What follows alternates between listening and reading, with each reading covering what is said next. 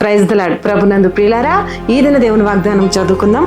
మన అతిక్రమ క్రియలను బట్టి అతడు గాయపరచబడెను, మన దోషములను బట్టి నలగొట్టబడెను, మన సమాధానార్థమైన శిక్ష అతని మీద పడెను, అతడు పొందిన దెబ్బల చేత మనకు స్వస్థత కలుగుచున్నది అని ప్రభు ఈ దినమున ఈ వాక్కును మనకు అనుగ్రహించి ఉన్నాడు. ప్రియదేవుని బిడ్డ, నీవెవరివైనా ఏ స్థలం నుండి ఈ మాటలు వింటూ ఉన్నా నిన్ను బలపరిచి నీకు నూతన ధైర్యాన్ని ఇచ్చి నడిపించేందుకే ప్రభు మన మధ్యకు వచ్చి ఉన్నాడు.